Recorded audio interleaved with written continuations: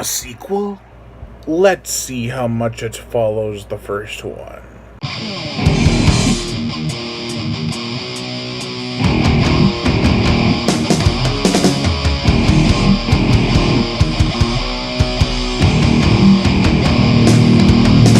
Kings of Heaven, walking on my way. Zombie Bloodbath 2, Rage of the Undead. It doesn't follow the first one at all. Sigh. The plot. Many years ago, a farmer made a pact with a cult of sorts. One day, some poachers try to rob the farmer, but the cult intervenes. The last poacher of the group is crucified onto a cross where he's dressed like a scarecrow. Cut to present day 1995, and a bunch of characters are held hostage by two different groups. One is holding up a food market. The others are prisoners trying to find weapons in a farmhouse. The same farmhouse that the Scarecrow resides. Soon the Scarecrow is reborn and resurrects the dead, and our characters are on the main course. I like the story, characters, some of the acting, atmosphere, gore, effects, and music. However, all that doesn't lead to a perfect movie. There are still issues I had with it. Nothing too major, though. You see, the first film had a charm to it. Todd really tried to create something unique. Here, he probably had more to work with and turned out a better flick than the first, but one that also lacks the charm of that film. What it doesn't have in charm, though, it does make up in energy. There are returning actors and actresses from the first film, but they play different characters. Mullet Dad is back and plays a seriously chic and twisted robber. There is an unexpected scene of violence that I wasn't expecting and totally shocked me. After that, there is some grotesque fondling. So you've been warned. If you think that because it shocked me that it affects my overall score, hell no. It was shocking, yet also unique and disturbing, in all the right ways for this kind of flick.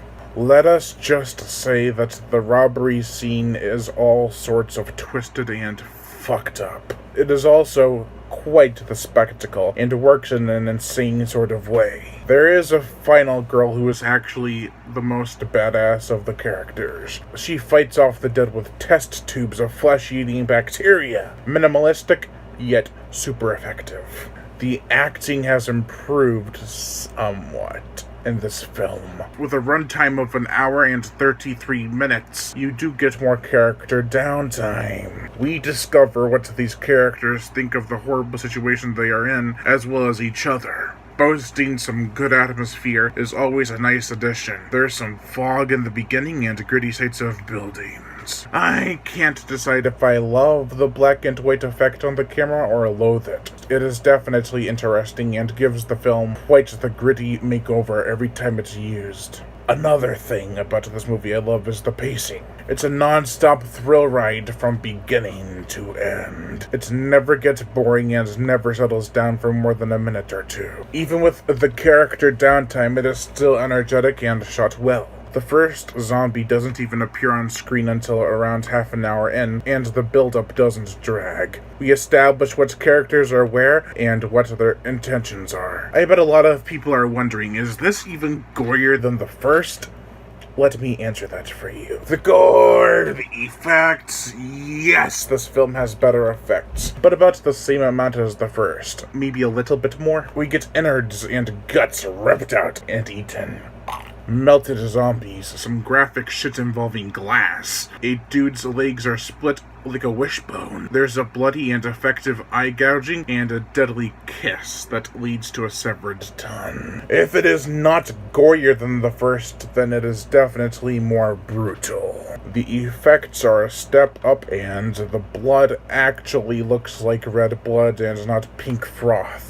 The motion picture soundtrack. Todd Sheets had a hand in making the music for this movie, so it's understandable why it is as effective as it is. Anochi Key also returns from the first movie to help compose the score with the aid of Matthew Jason Walsh. This trifecta turns out some awesome music. The main theme does get a bit repetitive, but it isn't terrible. This is an improvement over the first in many ways. It feels more like a movie than the first, with fun characters, some decent acting, spooky atmosphere, tons of gore and practical effects, along with metal music to accompany it. Recommending the first film was like a coin toss, if you'd like it or not. This I'd feel I could recommend to the fans of this kind of genre. Overall, I give Zombie Bloodbath 2 Rage of the Undead a 3 out of 5. This was the